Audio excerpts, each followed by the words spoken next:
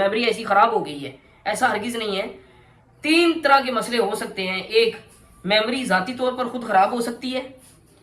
दूसरा, मेमोरी की रिक्वायरमेंट का फॉल्ट हो सकता है।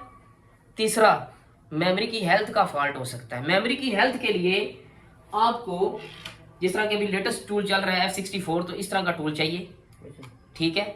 अब यहाँ पे क्या होता है, यहाँ पे जस्ट मोबाइल की मेमोरी को डाल के रिप्रोग्राम किया जाता है, उसकी हेल्थ को रिपेयर किया जाता है। आप कंप्यूटर लेने जाते हो ना, वो हार्ड डिस्क की हेल्थ आपको चेक करवा के देते हैं। अगर सेकेंड हैंड हार्ड डालें तो वो कहते हैं जी हार्ड डिस्क की हेल्थ को चेक कर लो। ऐसे ही है।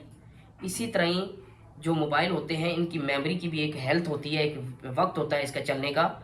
उसके बाद इसकी हेल्थ ख़राब हो जाती है, उसको रिपेयर करना पड़ता है। मैक्सिमम एक मरतबा रिपेयर होती है मेमोरी की हेल्थ, ठीक है। अगर सैमसंग की मेमोरी की बात करो तो ज़्यादा मरतबा रिपेयर कर सकते हैं हम। अगर किसी और कंपनी की बात करो, किंगस्टन हो गया, स्काई हाइनेक्स हो गया, सैनडिस्क हो गया, माइक्रोन हो गया, तो मैक्सिमम एक मरतबा हम हेल्थ को रिपेयर कर सकते हैं और रिपेयर करके हम उसी मेमोरी को दोबारा चला सकते हैं। तो मेमोरी की हेल्थ का फॉल्ट आया तो भी 50 से 100 के दरमियान रीडिंग है। मेमोरी की रिक्वायरमेंट का फॉल्ट आया तो तब भी 50 से 100 के दरमियान की रीडिंग है। और अगर मेमोरी खुद ख़राब है तो तब भी 50 से 100 के दरमियान रीडिंग है। हमें सबसे पहले उसकी रिक्वायरमेंट को देखना पड़ता है। जब उसकी रिक्वायरमेंट ठीक होती है, हम मेमोरी को चेक इसी में ही कर सकते हैं।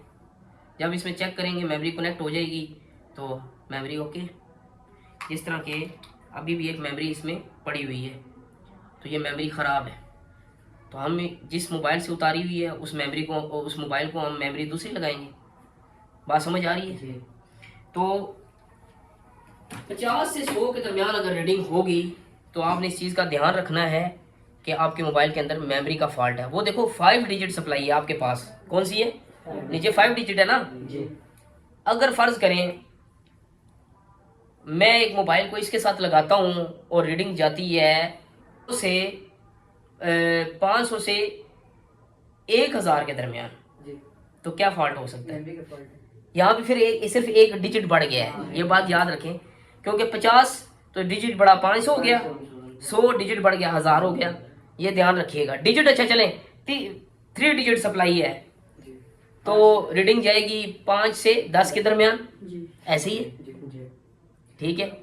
3 डिजिट वाली में जब 10 का आएगा तो 10 से 30 के 3 के दरमियान, 30 के दरमियान आएगा तो 1 से 3 के दरमियान होगी। हाँ 1 से 3 के दरमियान आएगी, ठीक है। और अगर बात की जाए 5 से 100 के दरमियान तो 5 से 10 के दरमियान, हाँ 3 डिजिट सप्लाई है ना। यहाँ पे सिर्फ डिजिट का फर्क पड़ा ना। मेजोरिटी में 4 डिजिट लोगों के पास इस्तेमाल हो रही है तो 4 डिजिट का, मगर ये बात याद रखें, आपका तजर्बा जब बढ़ जाता है ना, आपको पता चल जाता है कि मेरे पास चाहे 3 डिजिट सप्लाई है चाहे 4 डिजिट है, मुझे तो उस हिसाब से चलना है।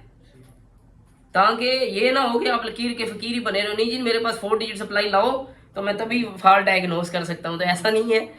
3 डिजिट सप्लाई भी आपके सामने आ सकती है, 5 डिजिट भी। जिस तरह की मेरे पास तो 5 डिजिट भी पड़ी है और 4 डिजिट भी पड़ी है, तो दोनों में रीडिंग का फर्क आ जाएगा।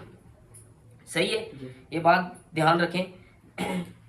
अब रिक्वायरमेंट की बात की तो मैंने कहा डाटा 0 से डाटा 7 तक की लाइन्स, ठीक है। इनके बारे में अगर जानना है हमने तो ये देखो, मैं एक सेट का